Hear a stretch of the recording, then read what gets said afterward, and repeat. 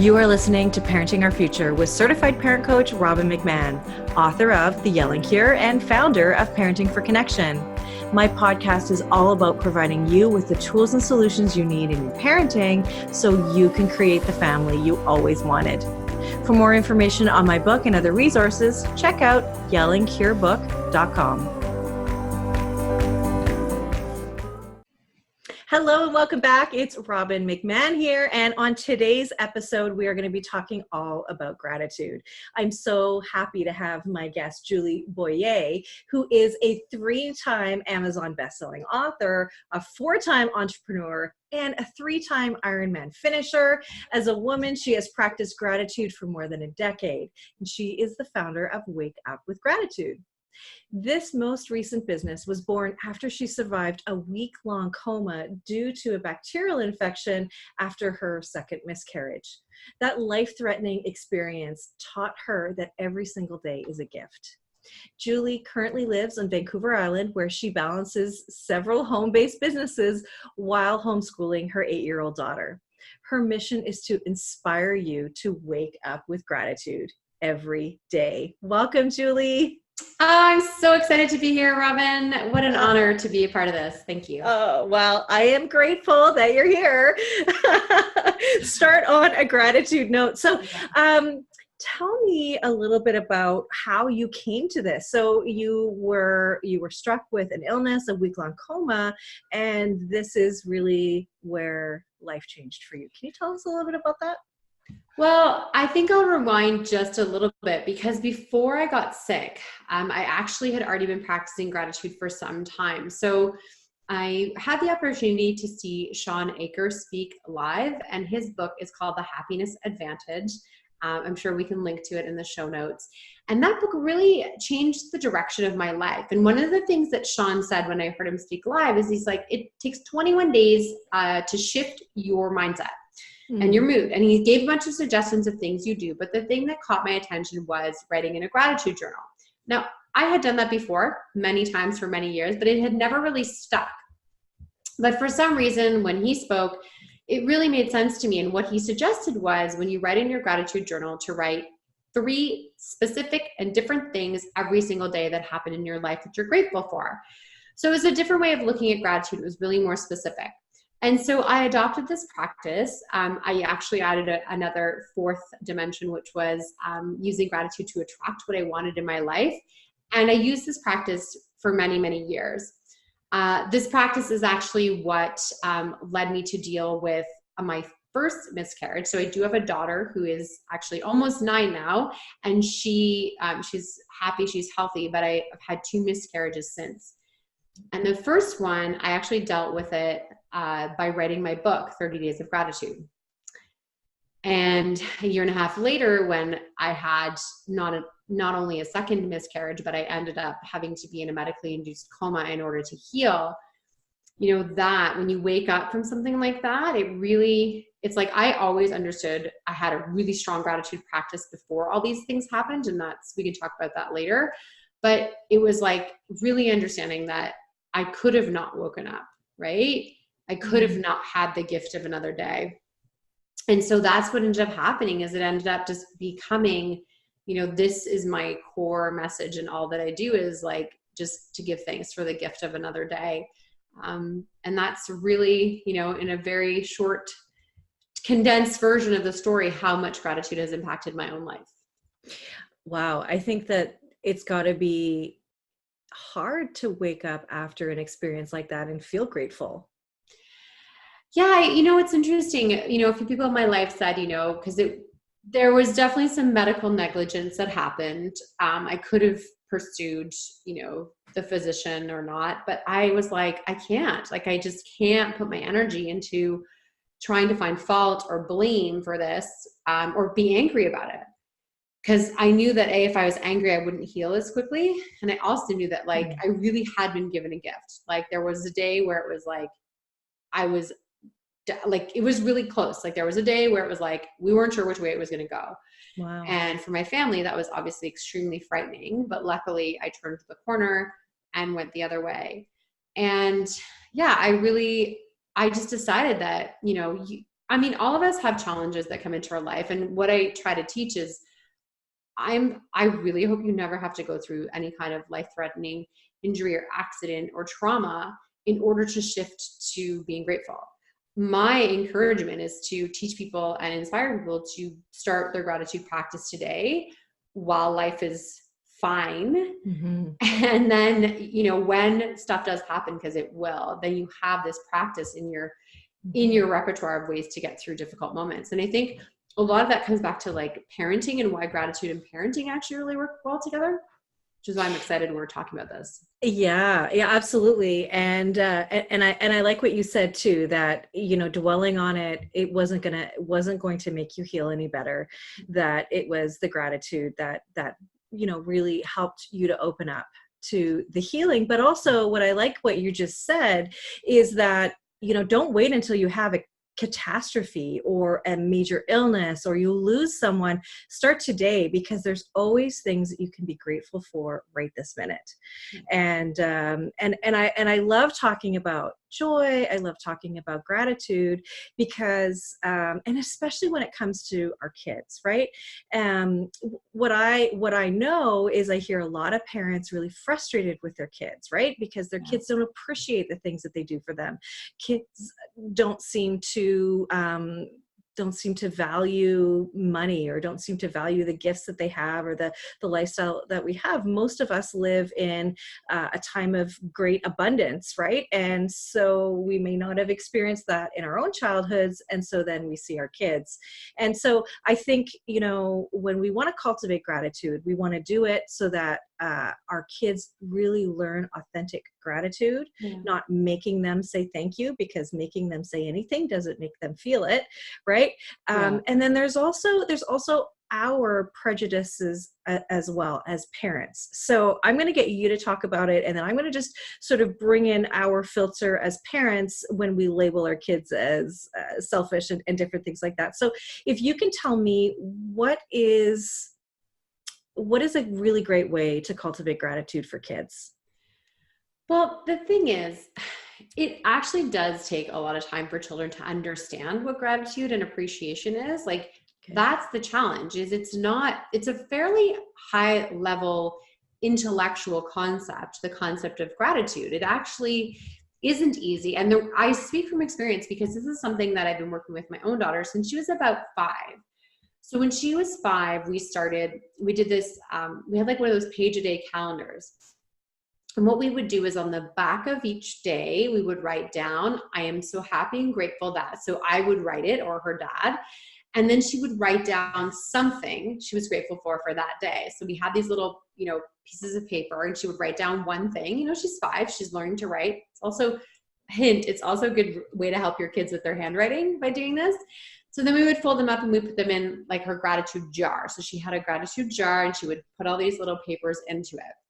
And at the end of the year, you know, we actually just at New Year's Day, we pulled out all the little pieces of paper together. We unfolded them, we read them together. We actually, she wanted to organize them by month. So we like had all the months. And then we wanted to, what I said is, well, why don't we take like one from each month, choose your favorite gratitude from each month, and we'll put it on a, you know, poster board, and we'll put it up on the wall. And what really surprised me, now she's 6, and what really surprised me is how in a year of doing this practice with her, this simple practice that, you know, a kid of any age can do, it doesn't involve a lot of writing, she really did start to understand this practice of gratitude, and actually became attached to this feeling of gratitude, like she wanted to be grateful. But that took us a year. But she really kind of got it by the end of the year, doing this daily gratitude practice. A lot of families, ourselves included, you know, we do, a small prayer of thanks before we eat, right? And that can be very like quick and fast and not mean anything. Like you said, it can just be, you're just saying the words and they don't mean anything. But what if we talk a little bit more about like, well, how did this food get onto your plate, right? Like, how did those tomatoes end up here? You know, actually it's from my friend's garden. So we want to thank my friend because it actually came from her garden. And, you know, we know it, you know, came from the grocery store. So there's a lot of people to thank. And then who made the dinner for you, right? So it's like, yes, thank you for this food, but then also let's like and this will totally depend on age, right? For some kids, just saying, give me something you're thankful for today, or that's enough. But as they get older, you can really talk about little individual pieces of the gratitude puzzle. Okay. And what do you mean by that gratitude puzzle? Well, like with this whole, your plate, like if your plate, you can just be grateful for a plate of food, but then you can go back and say, be thankful for every individual item. Be thankful for the person who cooked the food. Be thankful that you have a table to have dinner on. Right. Be thankful that when you open your fridge, it is full of food and choices for you to make for dinner. You know, be grateful that you're sitting with your family. Be grateful that you have two parents, maybe one parent, like who knows what your situation is, right? Yeah. So that's how you can do the layers of gratitude. You can keep it really simple and just thank you for the food, but then you can go into the deeper layers. Hey, did you know that like some kids open their fridge door and there's nothing there? Right. Okay. So making it not like, okay, guys, we're going to sit here and do our gratitude journal necessarily. It's like, how do I weave it into every day? How do I weave it into all the things, and age appropriate, like start just with a bigger picture kind of a gratitude thing. And we did a similar thing, you know, when we were sitting at the dinner table, we do the best part of your day, the worst part of your day, and what are you thankful for, right? And my kids didn't have the most inspired answers when they were younger, but that's okay. We just build on that, and we do a gratitude journal, and we do it once a week. Once a week is what we do it for. And it's just, and it stays private if they want it to be private, or it's, you know, something that we can all share. So that's really good. So gratitude jar, prayer of thanks, and you're going to leave us with some more ideas at the end of our talk today. Now here's what I wanted to say, like bringing it back to the parent's perspective. So a lot of parents are frustrated with their kids. They're ungrateful. They don't, you know, they don't appreciate them. And so for me, what really, what I think we really need to focus on too is when you're giving your child something, what is the intention behind it, right? Are you doing it because you never got it and that's why they're getting it? And then if they're not grateful, then you're resentful, right? So that's totally not like, that's all about you, right? That's not about your child. Your child isn't grateful for something that they've gotten, that you gave them, that they didn't ask for. Well, then you're going to see things like ungratefulness, right? You're going to see things like, yeah, okay, mom, great, thanks, right? So don't expect your kids to be grateful for things if they're not coming from a place of purely just giving to them, right? Oftentimes when we give to our kids, there's strings attached. Like, I expect you to love it. I expect a big reaction. I expect you to jump into my arms and say thank you. But then we feel resentful, and then we think, oh, you don't appreciate it, you're selfish, or whatever, right? So, and I don't know if you've come across people like that are parents that have been frustrated by that. But I think it's something really important to be aware of when we're talking about gratitude, is to not hold gratitude over your kid's head, right? Like, you must be grateful, right? Because we can't force it. Yeah, for sure. And I would say, like, the biggest thing is like the reminder to at least to say thank you when someone's giving you a gift. Another way that I teach my daughter to be grateful is to say thank you when someone gives her a compliment, which is a big one. So yeah, of course, if we're forcing kids to be grateful, that's a tricky one. But I do remind her to say, you know, someone just gave you something, just remember to say thank you. Even I don't really, at this point, I'm like, I don't care if like, we just had a birthday party for my daughter. So, you know, it's just like the remembering to pause before you get to the next gift, to just say thank you to the person.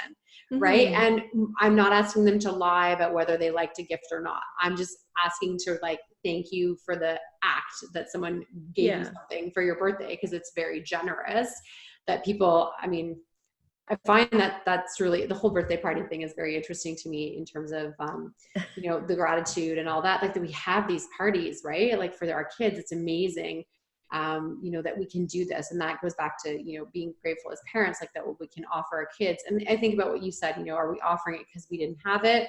I don't know, maybe sometimes, but for sure, I get frustrated sometimes with my own child. Like, I just bought her something and I'm like, hello, I just bought you like a brand new pair of boots that you like asked me for at the store, and you get home and you're already like not grateful about it. I'm like, come on. Yeah. So I literally wrote the book on gratefulness. yeah. Well, she gets mad. If I tell her she's not grateful, she's like, I am grateful. I swear I'm grateful. So that's what happens when you write the book about gratitude. Like your kid just really, she really has, it is really beautiful. Like for her, you know, we mentioned gratitude journal. She's graduated to a gratitude journal and she writes most nights.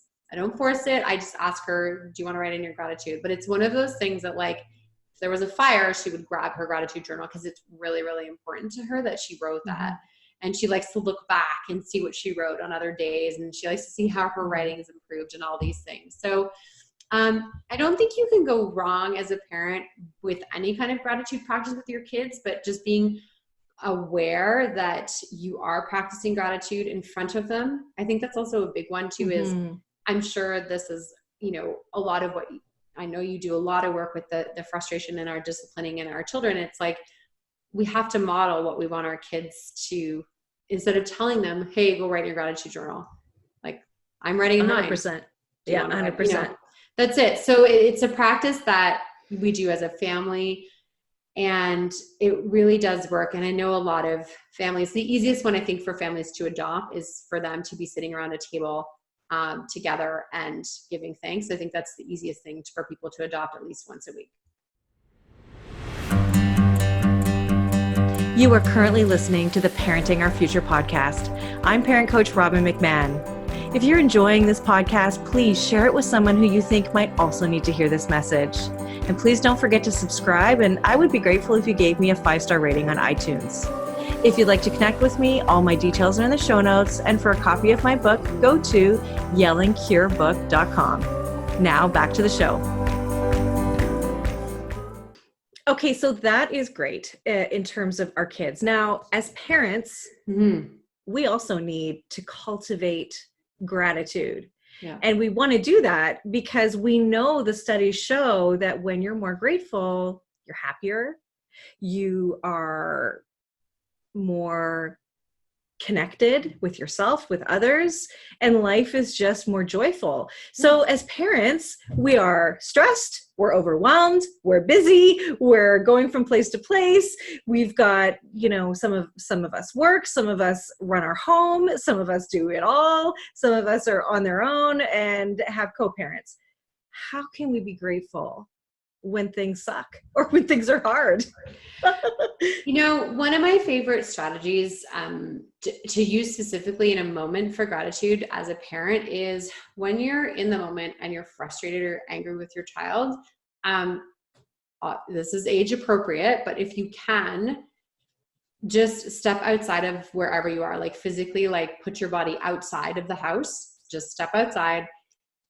Take 3 deep breaths, because what that does is it changes from your fight or flight system to your regular everyday like system. So your anxiety drops really just from 3 to 5 deep breaths.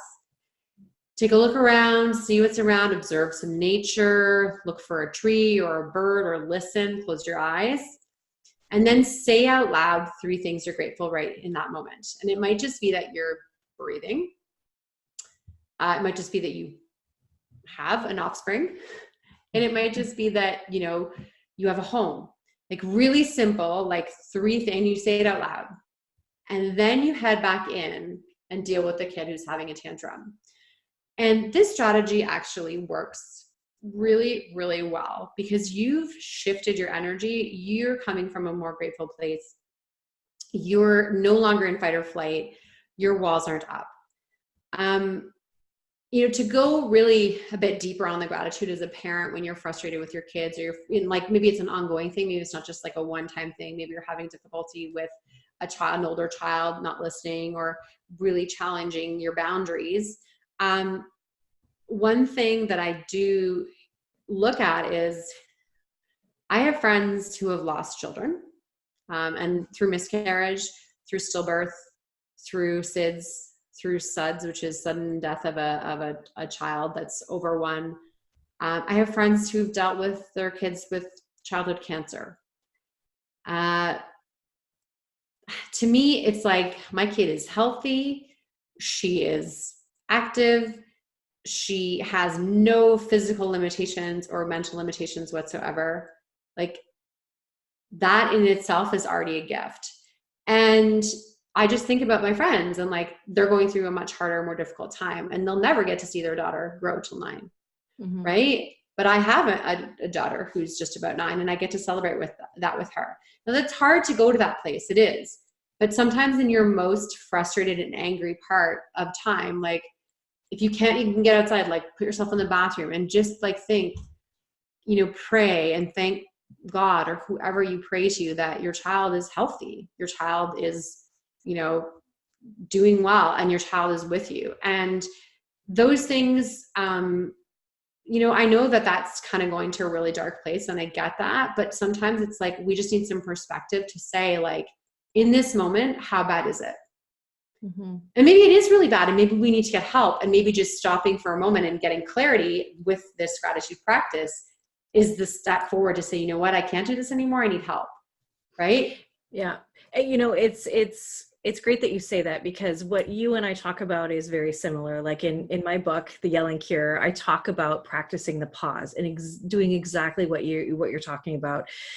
What do you need in that moment to calm yourself down so that you can go back to your child with a more peaceful response, right? And we know for sure that deep breathing does calm your nervous system, right? And it does help you. In fact, I just, one of the last podcasts I did was on brain science, and you literally are taking your brain, for those of you who listen to that episode, from fight or flight, which is your lower brain, up to your higher brain, which is rational thought. So getting your brain back online so that you can go to your child with rational thought, reasoning, problem solving, empathy, compassion, all of the ways that you want to respond. But if you're stuck in fight or flight, or just your emotional middle brain, then you can't show up in that way. So you have no choice but to go and give yourself a breath. And of course, your child has to be old enough to be on their own, Yes. inside the home and safe and all that stuff. But, find a moment. Nothing has to be handled in this exact second. You can wait a moment before you go and respond. And really, that pause puts space between your child's behavior and your reaction. And when you put that space in, that's where you can take a moment and just breathe, get yourself back online, and notice what you can be grateful for. I love the addition of the gratitude in there. I love that. That's not something that I've suggested before, but I think that's a really great thing to add in. Like, what can I be grateful for in this moment? At least my daughter is beautiful and happy and healthy. I'm thankful for my home. I'm thankful for this moment. And then move on from honestly, there. And even if your child is sick, and even if you are dealing with, these things that I mentioned, childhood cancer and other things, and your child does have, a disability or disorder or whatever title that I don't really know what to use anymore that's politically correct, but find something about your child that you're grateful for. Right? Well, and that actually brings me to my next question. Yeah. So, look, when it's when it's really hard, yeah, and we have kids. Look, a lot of my clients have kids with oppositional defiance disorder, ADHD, which definitely presents itself as a behavioral issue. There are kids with a lot of anxiety, and that creates behavior that is frustrating and hard to deal with. So then, if that's the case, then it's hard to appreciate our kids because they drive us crazy. Like, let's be real, right? There are some kids that are just harder to parent. And a lot of parents out there are frustrated and maybe in the dark times don't like their kids, don't want to be around their kids. And, I think that's really real. So if that's the case, how do you cultivate gratitude for your own child when they're driving you crazy 24/7? So this is a really interesting question, and I'm going to suggest a strategy that I usually suggest for a difficult spouse, but I actually think it could be just as effective for a difficult child. So what you do is you get a gratitude journal to write about your kid. So what you're writing in this journal is, you can do it at the end of the day or just as you notice it. So you notice your kid doing something positive, or even something neutral, right? My child is sitting in front of the TV for 5 minutes, like whatever the little thing is for you. They got dressed by themselves this morning. Whatever the little tiny thing is, like in those 24 hours, it might just be that my child is sleeping soundly, right? Because you've had enough and you're like, my kid is just asleep. So you're writing in a gratitude journal things you're grateful for about your child. And what that forces you to do is it actually forces you to notice what they're doing right instead of what they're doing wrong. And I mean, there's so many, obviously, challenges and tactics and all the things that you have to do to help, especially if you're dealing with a child that has, some difficult challenges like oppositional defiance disorder. Like these things are not easy to deal with. But you're just taking like a sliver, like a moment of the day, and you're writing it down. And it works. It really does over time. I've seen it work for people and their spouses. They've healed relationships. I've personally healed relationships with people in my life. They didn't even know I was doing it. And that's the thing, is you don't even need to tell the person you're doing it. Your perspective changes because you're looking for, what can I be grateful for?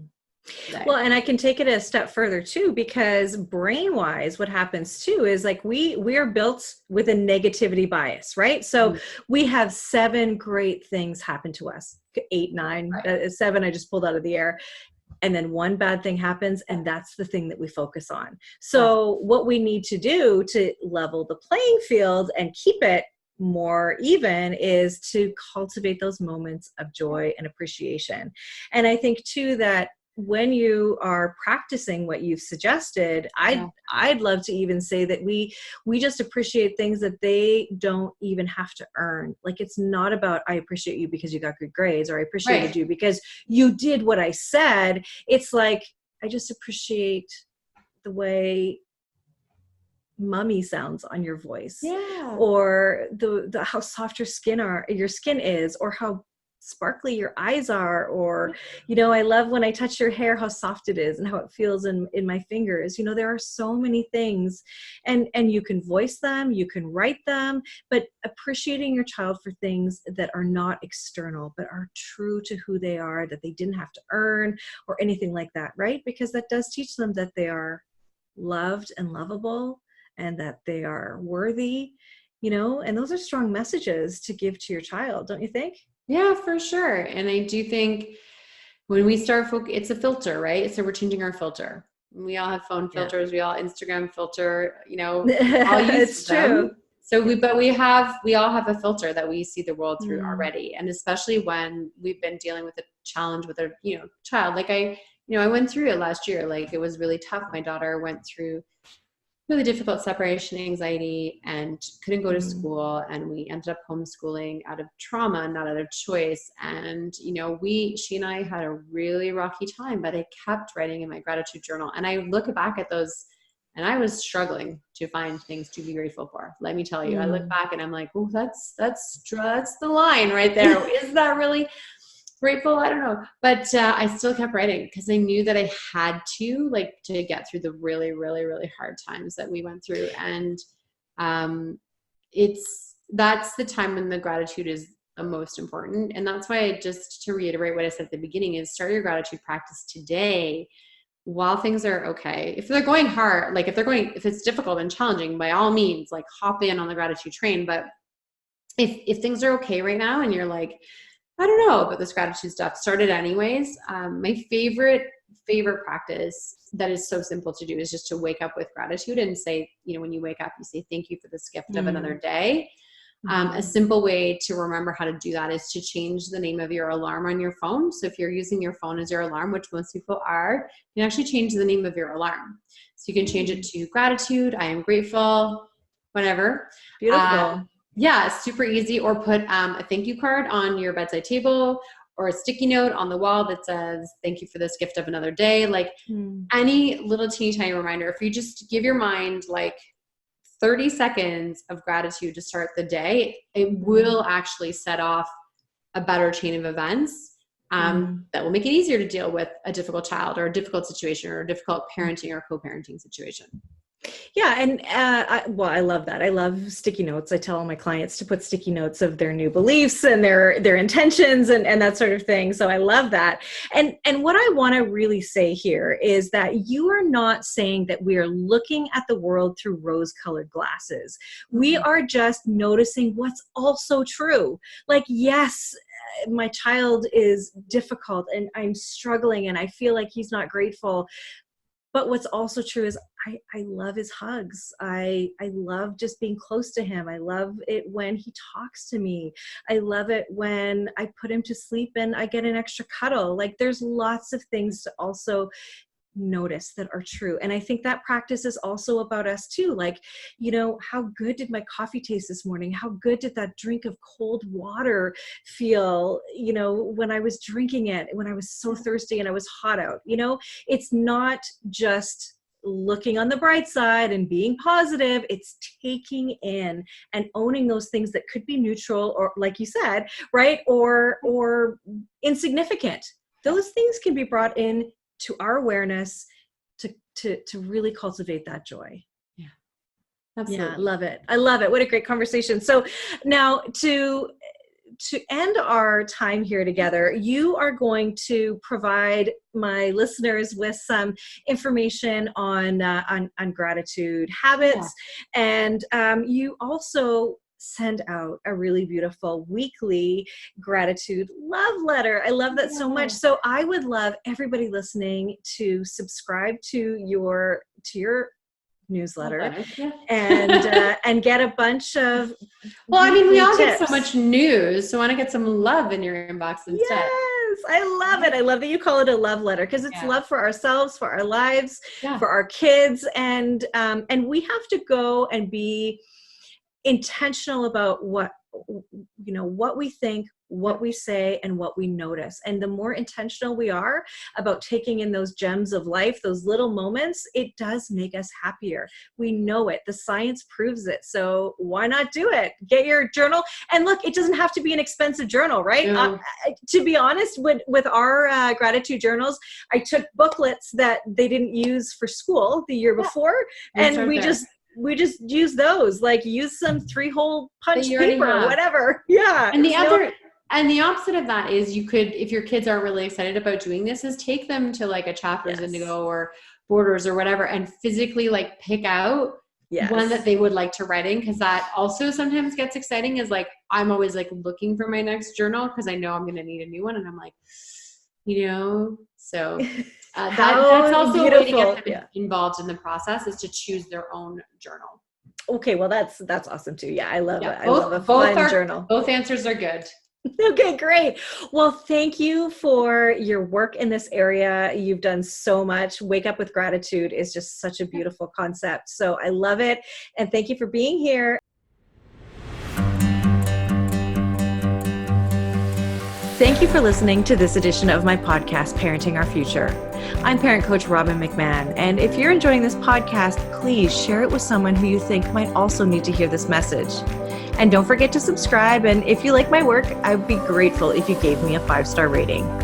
For those of you who like my content and want more, visit me at yellingcurebook.com to get your copy of my book and to find other resources to help you. Until next time, I am wishing you and your family peace and connection.